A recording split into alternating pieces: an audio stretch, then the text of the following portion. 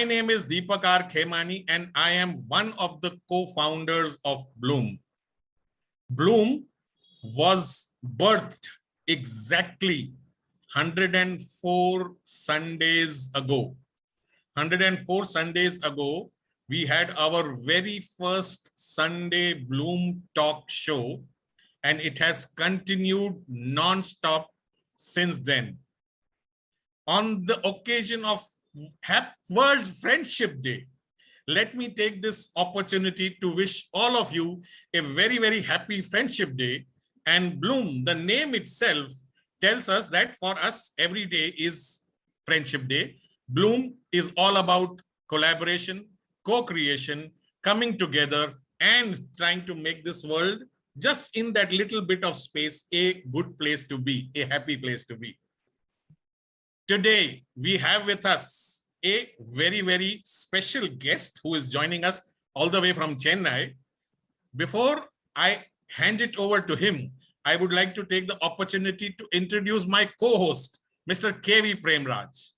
Premraj, another one of the co-founders of Bloom.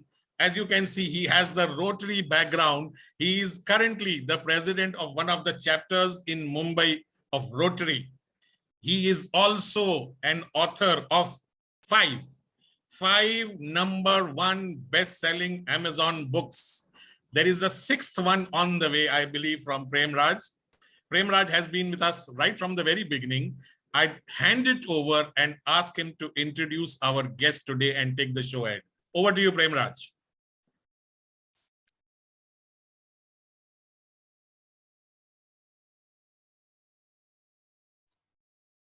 Thank you, Deepak. Thank you for that very kind introduction. We have a very, very eminent personality with us in Mr. Rajendran Dandapani, who is the Director of Engineering, Zoho Corporation. He's a business solution evangelist. He has vast experience in conceiving and nurturing creative concepts into full-fledged software applications. His role as president at Zoho Schools of Learning, Zoho's ongoing experiment in alternative education, makes him a much sought after speaker, a diehard, spellbinding, and a treat to watch. Welcome to the show, Mr. Rajendran Dandapani. Thank you. Thank you. I've given a brief introduction about you. I would like you to take us through your life's journey and how is it that you are reimagining higher education. Over to you. Thank you. Thanks a lot for this opportunity. And it is indeed an honor and a pleasure to be part of Bloom. I was looking at the other speakers in your YouTube channel, and each one of them has been a real contributor to your intent of creating and being a harbinger of change together, that positive change. I really see that common thread you have been able to stitch. Thanks for that introduction you gave me, but I would like to look at myself as a software engineer. And after having been there and done that, I also realized that software engineering is not really taught the way it should be in colleges today. And along the way, I had a son who was biting at the heels and slowly getting into the real competitive world of teenagers these days. And I realized that probably I could give him a better education if I homeschooled him instead, and take away the unnecessary artificial pressures of the competitive environment that we see in schools and colleges today. So at home, this was happening, and at work, that was happening. And these two kind of came together when my CEO also seemed to have the same mindset that we could probably reinvent if we had the guts to reimagine the way we taught software. And that was how Zoho Schools was born. And I would like to actually present to you a short deck that I have about Zoho Schools of Learning. So if there is an epitaph when I die, and people are looking for something to write on it, and say, hey, here lies this guy who did this. I would be proud if that stone says, this man helped in laying the foundations for a model. This is a very small change we are doing in a very small corner of the world. There are so many people out there who deserve a similar treatment, perhaps. So here lies a person who laid the foundations and helped structure a model that so many others could base their own initiatives over and around. So that's way I would look at it. May I get started with my presentation then? Yeah, thank you. So it all started when we looked at it as academic credentialism. So people coming with certificates which didn't really mean much. They were hiding behind those paper credentials and trying to get through interviews, right? The paper worth was so very different from the actual capability of those students. And I'm just going to tell you about how it works at Zoho Schools and probably why it really clicks for us. Zoho, for those who don't know about it yet, is a company that is 25 years old. We build software for empowering the individual and groups in organizations around the world. We have as many as 300,000 organizations who have become customers for us. 75, 80 million users use our software on the cloud today. Zoho Schools has been in 25 of those years. It has been in 16 of those years. So we started in the year 2005 and we are in 2 locations. The 0.5 actually means we're also available virtually. So thanks to COVID, we actually took our schools and offered it as an online service. We have 3 main specializations. There is the School of Technology, the School of Design, and the School of Business. If you can see, these 3 actually comprise any high-tech company's requirements. So there is somebody who should write software. There is somebody who should probably design software. And there is somebody who has to probably market it and sell it and provide customer support for it.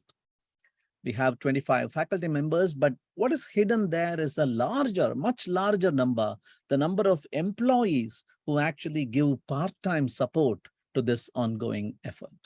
And very special beauty of this system is that unlike a typical college, students don't come, learn, leave, and never come back again. Here, because the company houses the school itself, the alumni are actually employees who are available at any time to dip into for interactions, official and unofficial, informal. It started with 3 seeds, the way I would like to call it. The first one was a philosophy. The philosophy, a necessity, and a realization.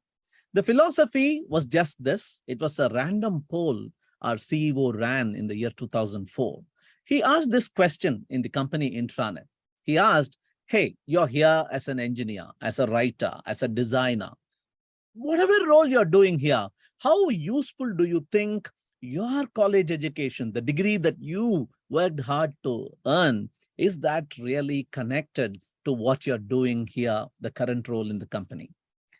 The statistics were shocking. This is what we received from them. Yes, about 20% of them said, yes, it was really useful. These were probably the front benchers, the toppers, the consistent performers. But so many others had these other things to say. They said college was good, but I fooled around. They wasted parents' money. College wasn't even good. It was a massive time waste. This was the important first seed. That was when we realized probably if we can restructure it in some way, we will be able to increase the green and reduce the red. Elon Musk has warmed up to the idea. He is saying, no need, higher degree, no need. Google has warmed up to the idea. College degrees are out of reach for many Americans. You shouldn't need a college diploma to have economic security. Just come in for job seekers. It's just that we got this idea many years ago, and we have been lucky with students supporting us and parents supporting us in this idea. There was also this necessity. I don't want to claim that Zoho has been a famous company, a world beater, all of these 25 years. Today, yes, people have come to know about it a little more, and people recognize Sridhar Vembu, and he received the Padma Shri 2 years ago. But way back in the 2000s, we were not a brand. We were called Vembu Systems first, then we became AdventNet, and we weren't a tip of the tongue company name, and we weren't even invited by colleges for first day placement by the top tier IITs and IIMs. We were not even allowed inside. And so we mostly went to suburban institutes, self-financed colleges, used word of mouth, got friends and relatives to recommend their folks to join the company. This is how we grew, the typical startup group. And when we did that, we realized that there was this thing called starting trouble. What is starting trouble? When we got these students from such colleges and put them into our teams and made them work, the questions from managers were, hey, what did he even learn at college? What is he doing? He says he's a BTech in computer science. He doesn't know how to write software. And when will she even start being productive? If she has been trained for 4 years, what do you mean she has to go through in-company training? What do you mean by onboarding training then? So when these kind of questions started to hit us, we went to dig deeper into the reasons behind it. And this was shocking. If you go to Quora, one of the most famous question and answer services out there, and ask this question today, how are students in Indian colleges taught programming? This will hit you as the top answers. They were taught programs, but not programming. They were asked to write it in a sheet of paper first before they even switched on the computer. With such an attractive pay scale for software engineers, the only people who ended up in colleges were those who couldn't get a job as a software engineer. This is shocking. This is the truth, though. And I don't know if you know about it. Final year projects are such a scam. There are companies out there, there are agencies out there with whom you can strike a deal, you can pay money, they will finish the software project for you. You don't even need to know programming to get through and pass college. Because this was the way things were done, we were facing those starting trouble problems. Syllabus was largely outdated. People still teach C and C++ in colleges today, while so many more evolutions have happened along the way, and the colleges don't teach them because the teachers don't know them probably. So these were the 3 seeds. Where is credentialism taking us? Where do we get our talent if the top-notch colleges are not going to invite us? And is that the talent we really want? And they typically say this thing about the same thoughts that led us to the problems can't lead us to solutions. And Gandhiji said, be the change that you wish to see in the world. So we thought, why can't we do something about this? We started an experiment. We start very small. Typically, even today, even when we are starting off on a software product idea, we start very small, a small group in a small corner with a tight deadline to see if it's going to really have an impact. And if it does work out, we quickly dive in and make it larger. That was how we started Zoho Schools too. We went to a nearby school where we saw students who weren't going to anyway be able to afford their engineering cost or their medical cost, education cost. And we took these students, we put them in a room with 2-3 other faculty members who were drawn from the company's employment group, who were actually practitioners of the art, and gave them just 3 subjects, English, mathematics, and introduction to computer programming. And we had tested them in basic aptitude skills. We ran that experiment. And in 6 months' time, Students who didn't even know what a computer was, what the basic workings of it was, were already programming and really walking on water kind of magic. That was how the first batch of students in 2004, 2005 really blew our mind away. And that was when we started realizing this is something we should really make a much larger investment in. Here are some random profiles I'm going to quickly show you. So this student, Vijay Kumar is his name, talks about contextual learning, how various domains were interlinked. The teachers not only taught, they became co-learners, he says.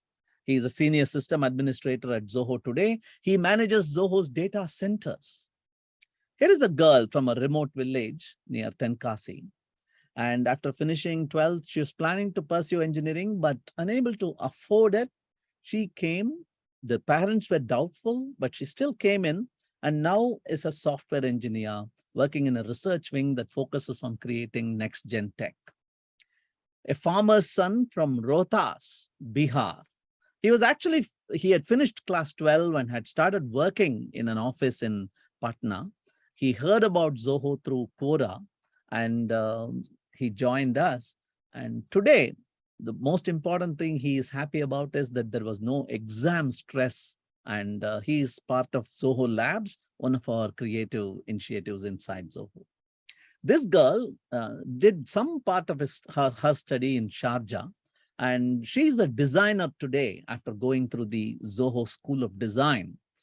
She had actually taken the entrance test for the technology stream, but we found that she had an inkling for design. She had an aesthetic sense, and we recommended, and she agreed, and she is now a designer working out of our Dubai office today. She is a School of Business graduate, and she likes crafting stories, and she didn't really write an entrance test to get in. She submitted all her poetry and articles and stories and essays she had written over her schooling from class 8 to class 12. And we said, if you have been able to demonstrate consistent passion like this, I think we need to take you in. And that was how she became one of our first students in the School of Business. And today she's working with Zoho partners. She is one of the chief members of the partners team who works with partners of Zoho and delivering software solutions around the world. This guy, son of a security guard lady who was working at Zoho Corp, who heard about this system and wanted to get her son to get in because she kept seeing her son fiddling with the computer. He was actually practicing ethical hacking. So we took him in, and he is now a security expert. The son of a security guard is now a security expert at Zoho Corporation. So the stories continue, but I'll tell you what actually happens typically for a Zoho School student. We'll take the story of Sri Lata, and she's from a village. That's her parents, her grandfather, and her favorite pet cow. And we went to her school, we conducted the test. The test was bilingual because we didn't really know whether they will know the English. And we are so confident that they will be able to learn English our way after they come in that we don't even mandate it as an expectation. So students write one of two languages, English or the local language, Tamil, and we look for just an understanding of common sense and fire in the belly, that will to perform. That's what we try looking for more than anything else, really. And then there is an interview, a deep interview, where we try to understand the student's background, what opportunities they have had in life, whether they are here at this stage because of some specific important decisions they have taken in their life, and what reasoning behind those decisions, and so on. Then classes begin, and typically the classes are split into theoretical classes and practical classes. The most important thing being the practical classes also get to bring in students from the previous batch. So students learn not just from the teachers, they also learn from seniors. And remember this most important thing, the seniors learn more by teaching the juniors, right? They always say in the classroom, the teacher is the person who learns the most. And we see that happen all the time here. And then 1 year into the program, they are given an offer to become part of a team in any of the 100+ teams ongoing in the company. And they continue their second year of education right there in the team. And the counseling continues, health counseling, emotional counseling, financial counseling that continues. And then once they are happy, the second year ends, the manager is happy, the student is happy, they become full-time employees in the organization. There is fun too to be had. That is Sridhar himself dancing in the white t-shirt. And the most important takeaway I would like to give you is, this is the story of a college kid. First year, second year, third year, fourth year, they spend money. They probably take an education loan. And then there is a question mark. There is a period when they are at the crossroads looking for a job, hunting, and probably, if they are lucky, if they are really good, they get a job. And that is when the green area starts. They start earning money. On the other hand, this is the story of a Zoho school graduate. Right from day one, not only do we not charge fees, we give them money, because we don't want their inability to finance themselves to ever come in the way of their path to their career. So from day one, they are paid money. And then 1 year later, it is bumped up based on their performance. And 2 years later, they are already seen at the same level or higher of the college graduate coming in 4 years later. So eventually our thumb rule is, when the college graduate comes in, whatever pay package that person gets, this person would be getting it by the time he reaches that age group. So this has worked out really well for us. Over the past 17 years, this has been our growth. The green are the girls, the blue are the boys, and it has grown quite organically. I want to quickly run you through 16, 17 one-line sentences which kind of encapsulate what I think makes Zoho schools tick. First of all, there is no attendance. We said we cannot force children to come sit in classrooms just because they have to get a green tick in a paper, because the mind may not even be there, the body might be there. Also, it was a challenge for our faculty members, because your faculty could not get away just eating up something the previous night from Google or some Coursera and then vomiting it in class, because the student is smart enough to identify that. If you're going to just reproduce what you found from that book and you're not going to add value, give me personal touches, give me stories, give me experiences, give me mistakes you learned from, I am not interested in attending your class. So we turned that around and said, hey, students, you need not attend classes. But you know the magical thing that happened? Because we put that challenge to teachers and we gave this liberty to students, we are seeing more than 100% attendance today. Students don't come for the attendance, they come for the stories, the wisdom, the failures, the challenge stories that they get to hear. We see that every day. There are no exams. No semester exam, no final exam, no graduating exam, and so on. Again, this started because we started realizing that whenever you keep an exam, it is closed book, it is time bound, it is do not copy. But look at these three things. What are you preparing them for? You're preparing them for the real world. Is the real world closed book? Because if you have a closed book exam, the questions are easy. The questions of life are open book, but much, much harder. We want to prepare them for open book exams of life. Is it time bound? Is anything you do in life time bound?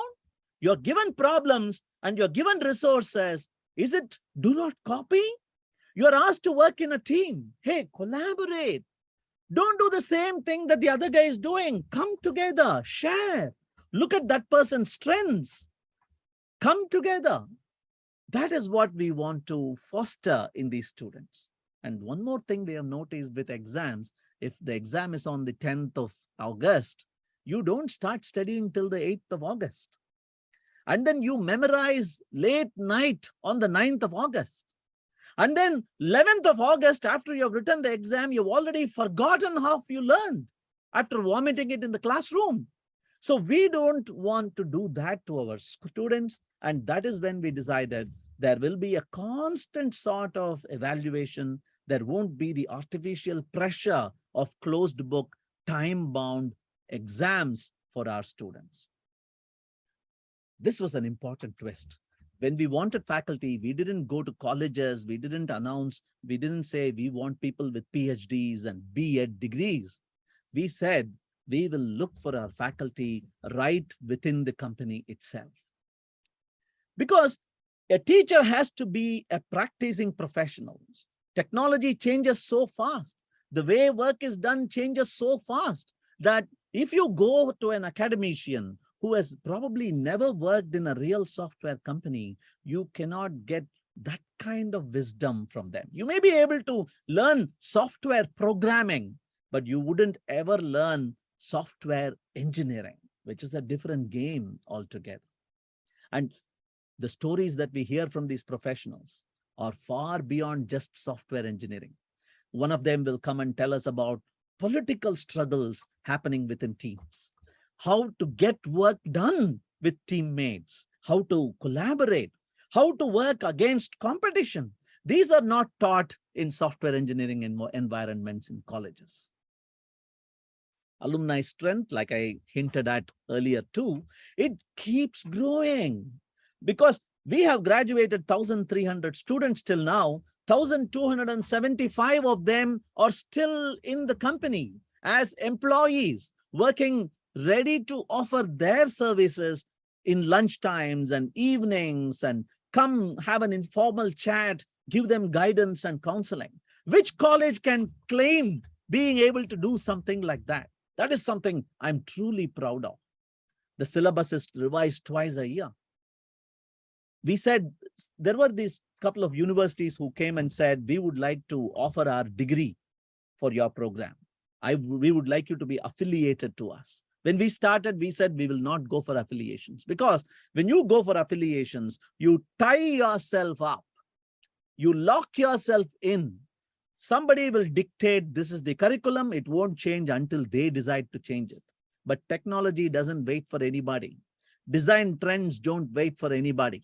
So we said, we will create our own syllabus. We will revise it when the need arises. We will not bother about accreditation. We don't even offer a degree.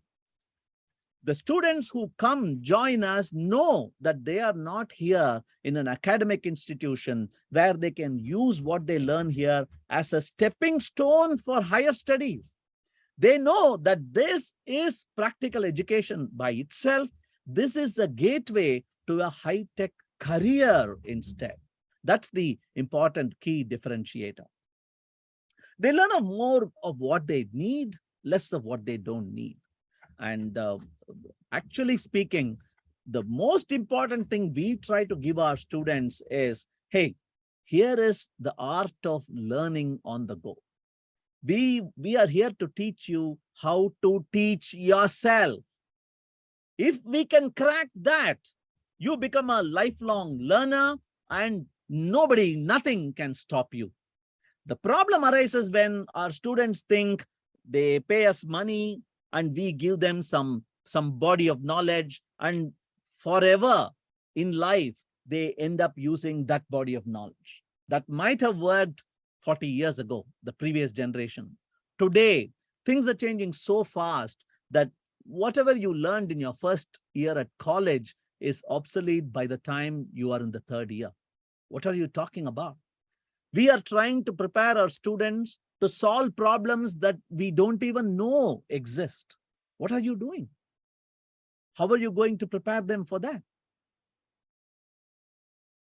And we also knew that this is the state of affairs. Toppers do not really become performers at work. The dots are all over the place. There are non-performers who are toppers in life. There are floppers in school who are non-performers in life, and so on. So we wanted to give everybody a real chance. Typically in colleges, the feedback loop is very, very extended. So only 5 years, 6 years, 8 years after somebody really does something, they get to hear that the person has performed well, the person is not doing well, and so on. Here, this is the feedback loop.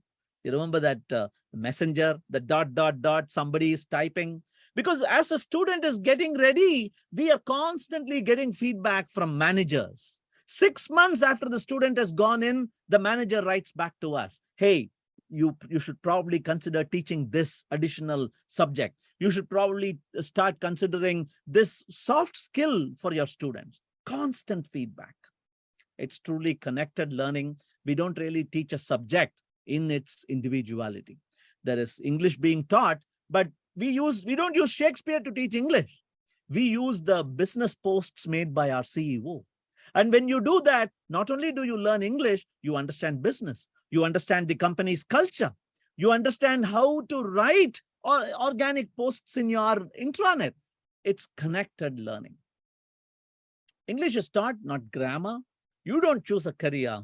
The career path chooses you. There are students who joined us as tech school students and then switched over to design. There are students from business who switched over to technology and so on.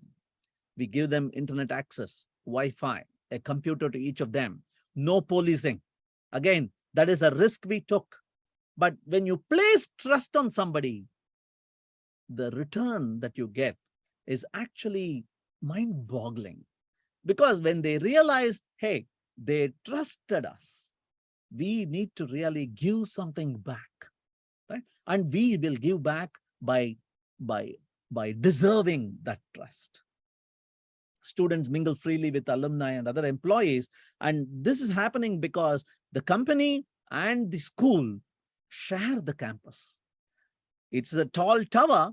The second floor of that tower is our Zoho schools. They share lunch. They play cricket together. I came up with a phrase called osmotic learning. In physics and chemistry, there is this concept called osmosis, where you gain by going through a semi-permeable membrane. Yeah. So you don't need to be in a classroom to learn. You can actually learn by seeing how a manager does not get up when the CEO walks in. Because the respect is in the heart, not really in the public display of it. You learn something about the company by realizing the CEO doesn't have a CEO cabin and a secretary outside. This is a different kind of company. You learn by observing what kind of dress people wear. These are things that are osmotic, that prepare you, that kind of give you a leapfrog moment that gets you ready far, far ahead of a typical college graduate who comes into the company. You start by earning. And when you start earning something, I don't know what happens, suddenly you become responsible. Hey, they are giving us money and we are learning. How do we pay back? They look at it as a temple that they are learning from. They don't look at it as a company where they give their sweat, blood, and toil and they get money in return. And this is a different kind of loyalty. And this helps when we see the number of attrition, the people who leave the company. This is astonishingly low. And we claim that this is because the seeds are sown here. There's a lot of individual attention, computer time. The recruitment into teams is project-based. It is not based on interviews and so on. We give them a 21-day period to slowly understand the team environment and get placed into it. The classrooms are flipped. Teaching really doesn't happen. It's collaborating and interacting. Mentors are on call for guidance and counseling. It is self-paced. The course is 2 years long. But if you can finish it in 1.5 years, we can place you in the team. If you took 3 years to finish it, that's okay. You can still come into the team. So it is a 1.5 to 3 year period of flexibility For the smart kids who are wanting to do more, they can actually get into the teams earlier and faster. We see real contribution from managers because they know that if they help these students when they are learning, they can actually get a better crop when the harvest is done into their teams.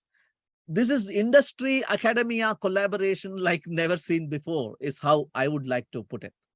And again, we see not everybody gets to really shine in their first chance. And life out there is pretty cruel, doesn't really give them the second chance.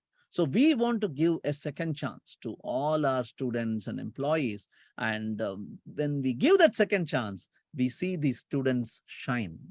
And that is what has been the most warming, heartwarming, and really satisfying moment for me. There's no stopping an idea whose time has come. Also, during COVID, we realized that we may not be able to meet our students in person. So we took our whole system online.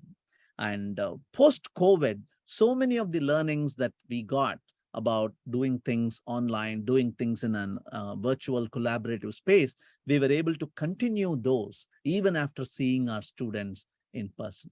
So this overall is a quick overview of what Zoho Schools is and what we have been doing.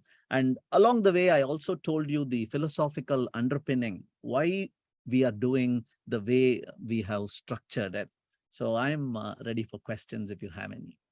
Thank you. That was a classic half an hour of real intense masterclass. I wouldn't call it small, it was more than half an hour, wherein you took us through the entire journey of what the future foretells for us.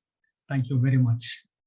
I hand over to Deepak to take it forward, and then we'll open up to the general participants. Deepak? Thank you, Premraj. Wonderful. As you said, a 30-minute masterclass into what Zoho School is, what it is doing. And these concepts of, osmotic learning, you've heard about osmosis, there is reverse osmosis, but bringing osmosis into learning is something which I have learned today. I would like to add in what he said was there is also symbiotic learning, So when he said that students are learning from teachers and teachers are learning from students, all of them are, growing up together, becoming better people. Having said that, let me take you right to the very beginning where you said sometime in the early 2000s, when this idea was born, when this thing was seeded, you said, those big engineering colleges and IITs did not want to listen to you, did not know about who you were, what were you doing, why should I call them? How difficult was it even to go to a small college, a small institute and present your offering to them? This is what I'm going to do. And what was their feedback? You gave us examples of the students, children of farmers, children of security guards, but this doesn't happen overnight. It was a process of years. Just tell us a little bit more about that. Yes. So my CEO uses the example of Jesus Christ and his story of how today it might be the world's largest and most widespread religion, but it didn't start like that. And it had a huge resistance from the ruling kingdom. The king was chasing these people away. And there were some established religions at that time which frowned down upon whatever Jesus was saying. And it seems Jesus started by going to all those people rejected by society. So he went to leper colonies. He went to the poorest of the poor. He went to thieves. He went to murderers. And he said, here is a second chance. There is an all-forgiving God. Join us. There is redemption. There is a judgment day. Do you remember? That was the story. Yeah, that was the rallying cry. And once you start getting a momentum, you start getting more and more people joining you. It becomes more and more mainstream. Yeah. So my CEO often uses that story to inspire us when way back in 2004, 2005, we were saying, hey, we went to this school, top-notch school. They didn't even allow us in because we said we don't offer a degree. And he said, go to the underserved. Don't go to the kids, don't go to the people who have 20 other options. Yeah. From higher study abroad to studying in Australia to working in dad's own business, and one more option called Zoho Schools. Don't be the 21st offer to them. Yeah. Look for the students, those deserving diamonds in the rough, who the society has ignored for some reason or the other. Look for those kids and give them the only chance in their life, and see that metamorphosis. Somebody has posted about caterpillars and butterflies. Oh, I think Ratan has posted. See that metamorphosis happen. And that is when you will have that fulfillment. And we were true to that. And we went to people who opened their door to us. We didn't even go to the IITs and the IIMs for a very, very long time for looking for employees. And similarly, we said we wouldn't go to the top-notch private schools of the city until they call us. And today, they are calling us. Today, kids are rejecting JEE Main and JEE Advanced to join Zoho Schools. Yes. We had a kid 2 years ago who rejected University of Washington, an offer from the University of Washington, and he has joined us. A kid whose father and mother both are computer science professors in a college, he has joined us. So we see that metamorphosis happen, but it took a time. And in the beginning, it was disheartening.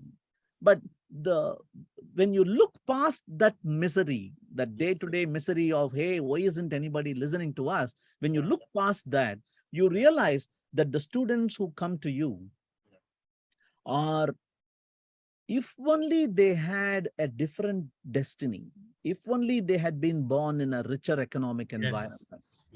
The brain is amazing. These kids have amazing potential.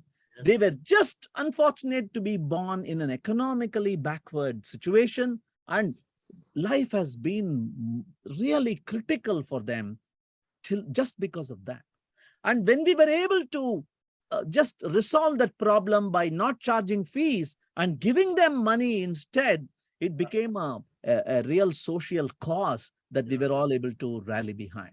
Today, we look at 15,000 students per year, and we filter it down, filter after filter after filter, and bring it down to 200. So 15,000 students are reviewed throughout the year. 200 students are taken in this year. We have taken in 245 students in 2 locations. And it was hard. It continues to be hard. There were different competitors every step of the way. And I think whenever you face a situation like that, you have to go back to that why, that starting with why. Why is it you're doing this? Is it to get an employee into the company? Or is it to make a statement? Or is it to set up a model, something that other companies can learn from? So when we look at it like that, it was probably easier to digest. Yeah, it is said, you know, we were all born intelligent, but education ruined us. So now this concept about homeschooling or free schooling, how difficult was it to convince your son not to go into a traditional college, but come and do this? And what was his feeling, you know, not hanging around with his crowd, with his friends who are all into engineering colleges or IITs, and then telling them, no, I do this and I'm different from what you all are doing. Tell us a little bit about that. Sure. So the first thing that I want to knock off the table is I did not convince my son. I told myself that I will not get into convincing him, because that's the wrong way to start. In fact, even at Zoho Schools, when students come and meet us, and the parent comes and meets us, and they say, we have convinced our son, I say that's the wrong point to start, because it should be drawn magnetically out of their own will. Only then there is a possibility that this experiment will work. Yes. If either party is forcing the other, if the student is forcing the parents to sign the dotted line, or the student is being forced by the parent, it will not work. That's the first thing I told myself.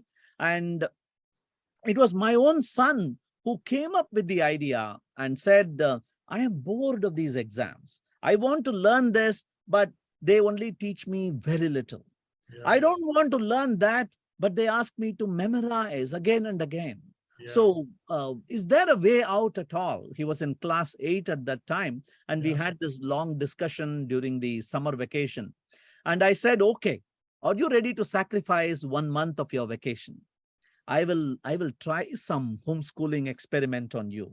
And if that experiment doesn't work out for me or for you, we will be able to bounce back into class 9, no damage done. Yeah. And he said, let's do it. Let's go ahead.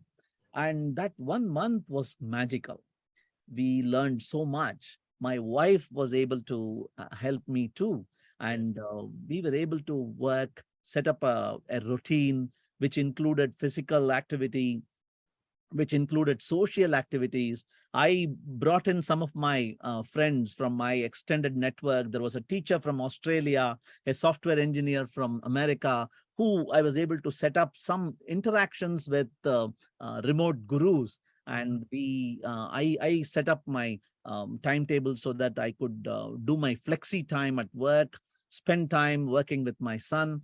And we really loved. It was probably the most enjoyable month that we have had working together in all his life. So he said, let's try it. And then I said, okay, let's do it for 1 year. And if this doesn't work out, we will go back to the regular system. Is that fine? And he said, no problem, let's go ahead. And you might have heard of this guy, Leo Babuta is his name. He is a blogger. He is a Zen principles guy. He has 4 kids. And that is where I learned the word free schooling. He has free schooled all his 4 kids. And he is one of the inspirations that I had for when I set out on this adventure. There weren't many people who were doing it at that time. Today, homeschooling is kind of picking up. Yes. And let's clarify one more point. Homeschooling, where you stay at home, but read the same books, give the same exams, go through some National Institute of Open Schooling. Yeah. This is not homeschooling. Yeah. The free schooling concept is you are out in a forest. You stop by a flower, you pluck it, you smell it. You like the tree, you climb it. You want to lie down under the tree, you lie down. You spend time, you walk again. You are in a world of knowledge. You explore it as your mind wants to. Yeah. Not as some curricular dictator wants you to. That is free schooling. And this guy talks about, he really blows the myth apart that what are you going to do about friends? You need friends. That's wrong, it seems. Because he says the only time a kid or any adult human being is going to be stuck in the same place with other people of same age doing the same thing is in a school classroom. Nowhere else. At home, there is a neighbor's kid who is older than you or younger than you. Yeah. At the park, there are people who are older than you or younger than you. Yeah. At work, there are people who are older than you, younger than you, different from you. Yes. If you're going to prepare them for life there, what is the point putting them in a jail, same age group, same performance, same gender or whatever? Yeah. And I really fell for it. And my son, because I live very close to my office, was able to strike friendship with students of Zoho schools. Yeah. We will be running a movie. I'll be teaching English. We'll be running an English movie. I'll be pausing. I'll be asking them, hey, what did the guy mean when he used the word? And I'll be asking my students. My son will be watching the movie along with me. And he struck great friendships that last even today. So that was how it happened. And just in case somebody who is listening to this, they want to try homeschooling for themselves, for their own child, I have to warn you. You have to just simply forget about free time. You are not going to have any me time. Me time is gone. You are fiddling. You are meddling with your child's future. Yes. You will not want to repent or regret later. So you will have to write that away. I did that. For 4 long years, my son was me, my life. I was dedicated and I worked with them. But how much I learned, oh my God. I had an extended childhood that lasted till age 45, I would say, because I kept learning. I kept learning. I kept working. Not many people are blessed with such a long childhood, such a long learning period. Yes. So, yeah. I mean, since hybrid is the buzzword now, let me throw this question to you.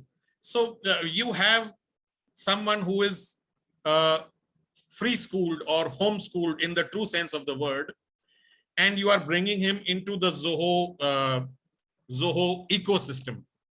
And there is this student who has actually gone through the linear process and the actual process of going through school and college.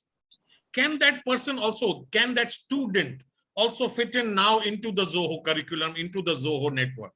yes. So both Zoho schools and Zoho are quite open and flexible to the future of work. Whether people like it or not, it is here to stay. People will want to work at their own time, in their own pace, from their own location.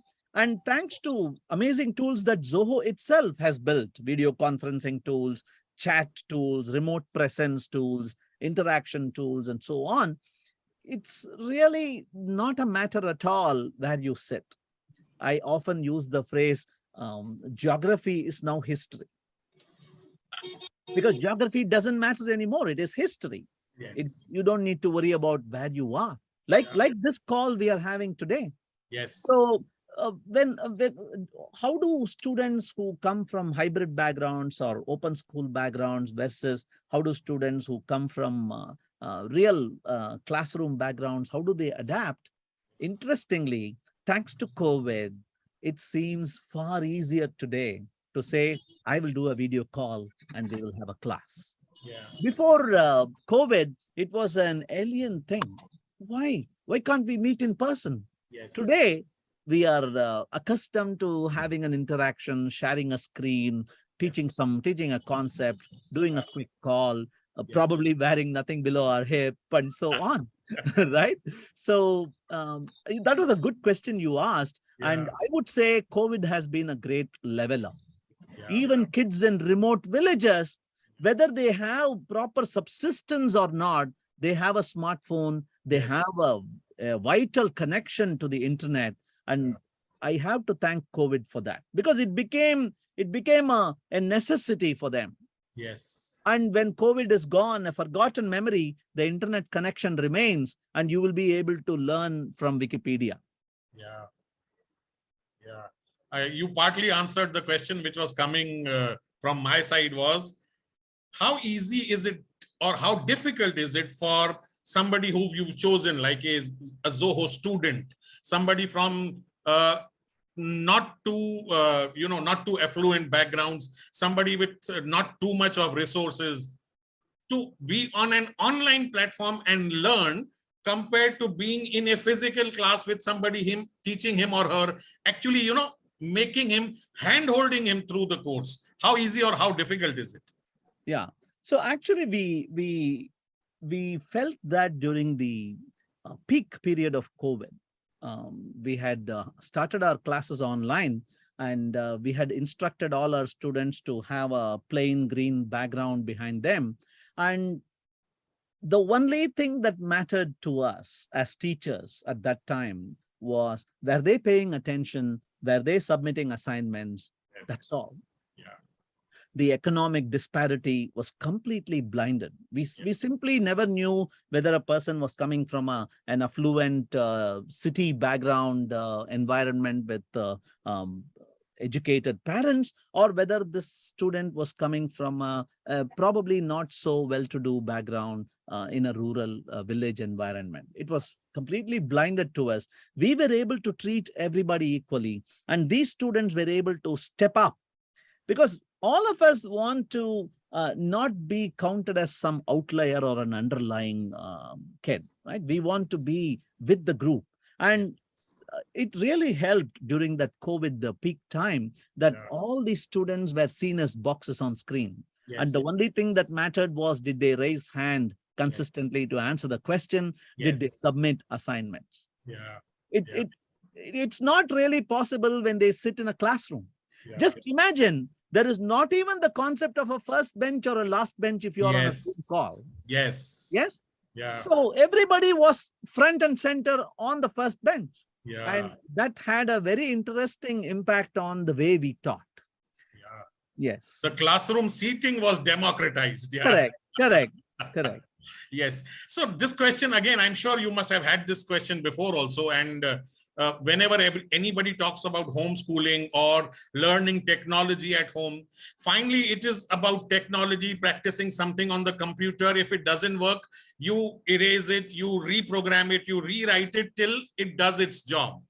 Now, in the real world, I'm taking technology aside and I'm coming into the medical profession. We have Dr. Alka Chadda, who is our member and who has been there listening to you very, very well. In the medical world, suppose somebody is wanting to become a doctor. He or she probably doesn't have an option like Zoho schools, correct?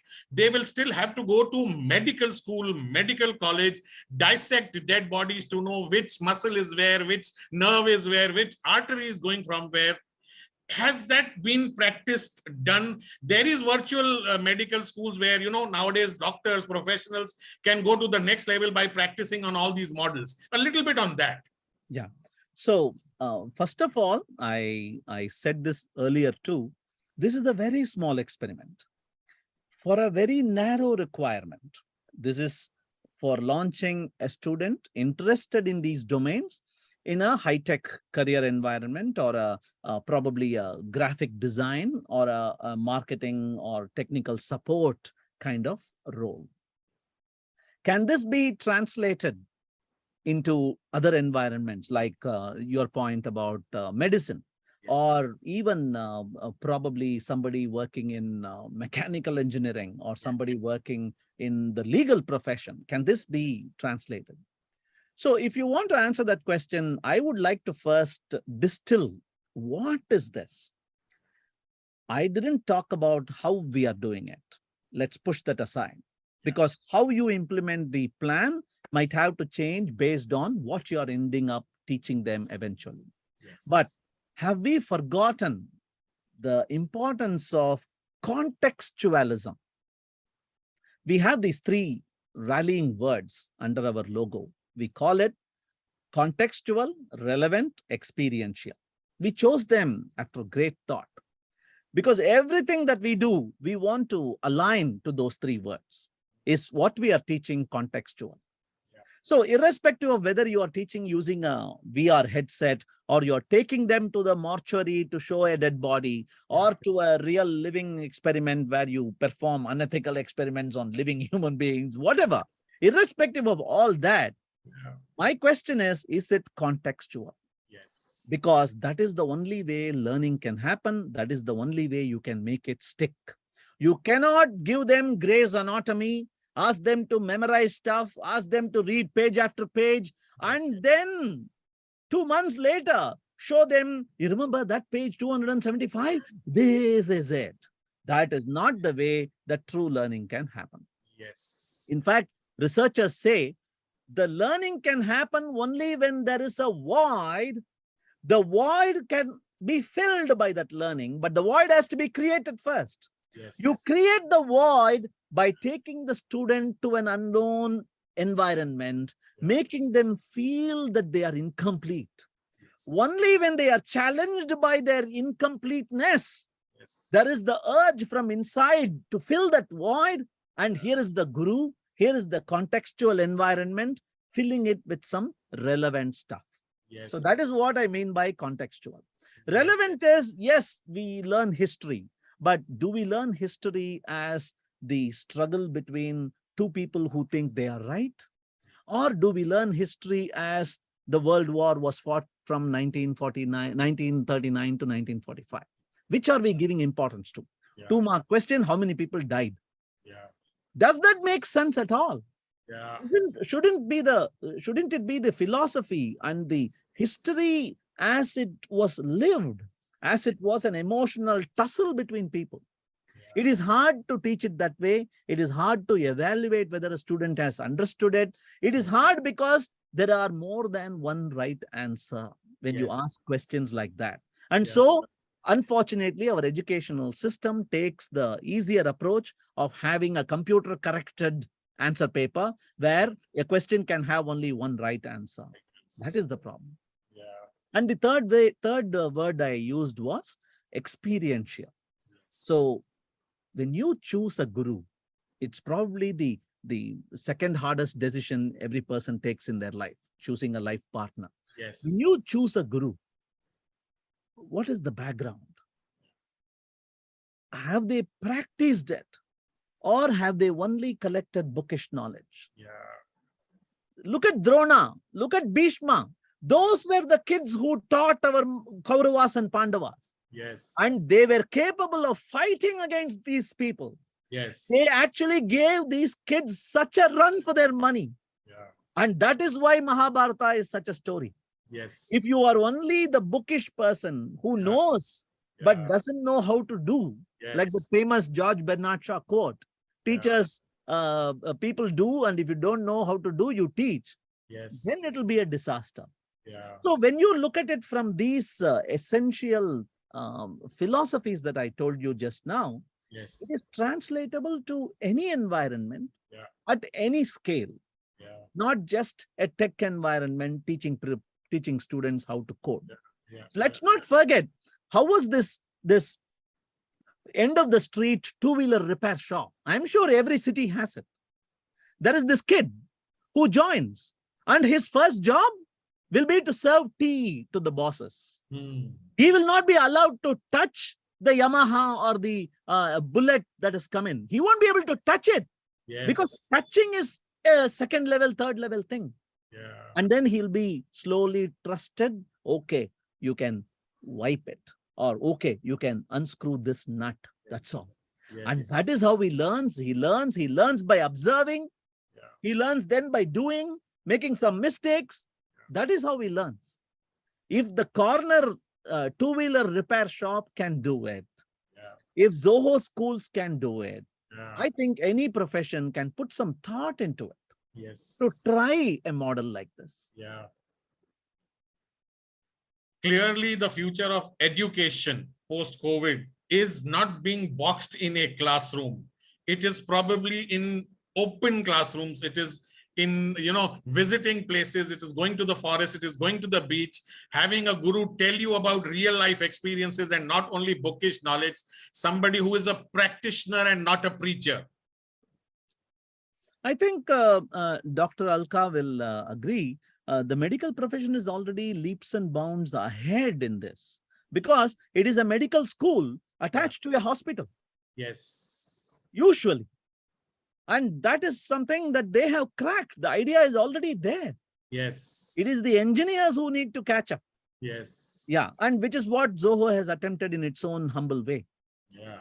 And you told us that, you start paying your students from year number 1, or instead of, they taking loans and becoming debt ridden.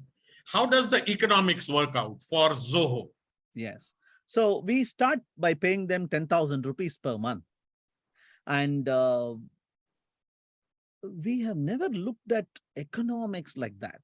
We don't look at our assets as people with a counter running. Or how much money have you eaten from the company? How much money have you made for the company? That is like vulgarizing the whole concept of a human resource. This is an investment. And the amount of contribution they can make if they sustain a long-term relationship with the company into the forthcoming years, it is so much higher that the amount of time and effort and money that we invest in them in these years is insignificant. And we get additional benefits. We are able to teach them proprietary stuff. These college kids have to come in and they'll have to learn our proprietary technologies. There are so many things that we keep under wraps that only Zoho engineers will learn. And because we are having these people as captive right within the school classroom, we teach them those proprietary technologies far ahead. And so they are able to hit the ground running. That's like a big boost in the time to productivity, you can call it. Time to productivity from day one. How soon can these students be productive in a work environment? It's matter of days rather than weeks and months, typically compared to other college students. Yes. I just want to take off from what you said just now. When do employees of Zoho, who are like captive student to employee, become owners of the company? At what level do they get ESOPs or equity partnerships? Right. So Zoho has been a private company all along. We never went public. But every year, our compensation plan itself is structured so that every year there is a hike, improvement, an appraisal. And diametrically opposite month from that hike month is something called prosperity sharing, where based on how well the company did that particular year, a slice of that is distributed across all employees. So that is the way we structure it. Yes. And I probably seeded the word captive, and you also used the word captive. I need to clarify here, we don't have any bonds. Yes. Anybody who works in the company, any student who graduates into the company, no bonds. They work if they like it. Yes. Just like we don't have attendance. Yes. They don't have any bonds binding you to work in the company for any number of years. Yes. You work because you love working here. You just can't have enough. Yeah. That is why you're here. You're free to leave. You mentioned that Zoho is private. When does the normal public like us get to become an equity investor of Zoho? When are you listing? Yeah. So there were a couple of turning points in the company's life. And there were these questions thrown up. When should this company probably go public? We have grown organically all along.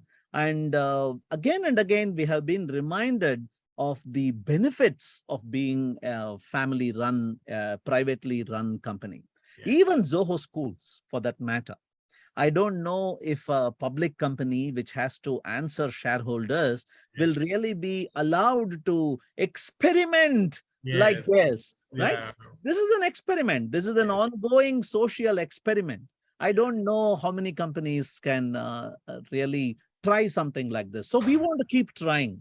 Yes. And for that, we want to be the owners of our own destiny. We don't want other people's money, right? They call it opium, other people's money. It's a drug. We don't want that. Yeah, very, very, very well said. Really, very well said. And, it's way past our closing time, but I told you there are sometimes we have guests or sometimes there are these discussions which simply tell us to forget the time and keep on happening. Dr. Alka, I think is driving. If you could stop and if you would like to say something or ask a question. No, I'm not driving. I'm just traveling. Great. But, go ahead. I'm just in awe of Rajendran sir. And I could have seen this session on the recorded session also, but the live connection I really enjoy. Yeah. And I really want to. 2 points really touched me a lot, Rajendran. The first thing that you said about you never convinced your son. That was so beautiful. It resonated so much with me because as a child, when I was brought up, we were not asked like, you want to become doctor? What do you want to become? I don't know. I found my report cards of KG class and first standard and second standard, and I found that I've written there ambition. What do you want to do as a doctor? But in my house there was no hustle. Trying to say what I resonate with you is that we were given an environment like my papa and mama were like the gardeners, and they gave us unconditional love, and they were communicating with us all the time. Right. They knew what we wanted and what we did not want, and there was guidance given to us, and a lot of manure was given to us, and that's why we were asked to, and we were given an environment to bloom and to blossom. The second thing that I liked about you was creating the void in the child. So that is such a beautiful thing what you said, because the curiosity of the child is important. Why he wants to become a doctor, or why he wants to become what he wants to do, why he wants to do that, why has to be clear. And I think you're doing a great work, Rajendran, this Zoho model you have explained is, I'm not aware of this. So thank you, Bloom, and thank you all of you for this session. It was very enlightening. And I want to say one thing to Mr. Rajendran, you might laugh, but today, You're looking like a shining moon in the dark night with the background that you have put, the blue sky that you have put. Thank you so much, Deepak. Thank you so much, Payal, and thank you all of you. Thank you, Dr. Alka, for your constant support and the patronship which you give to Bloom and everybody else. Thank you so much for that. I could continue asking questions, and I'm sure Rajendra would love keep on answering, but it's a Sunday afternoon. Our family must be waiting for us for lunch.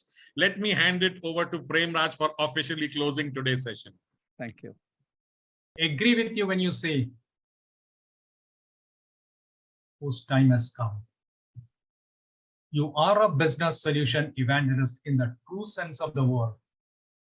Privileged to have you on our platform and look forward to having more associations with you. Thank you and God bless. Yeah. Before we close, I'm sure the Bloom team would like the Bloom of the Zoho office, a personal, actual physical visit, not a virtual visit, but an actual physical visit to Zoho environment, what Rajendra does and his office and that Zoho school place. I'm sure we would love to do that. Sure, please. It's in Chennai. It's in the second floor of this building that you see. So please ping me using these numbers or on Twitter or email. We'll love to host you. Thanks. Wonderful, wonderful. Thank you so much. Thank you everybody for joining in. Till we see you again next Sunday. Signing off on the Sunday Bloom Talk Show. Thank you everybody. God bless us all. Bye.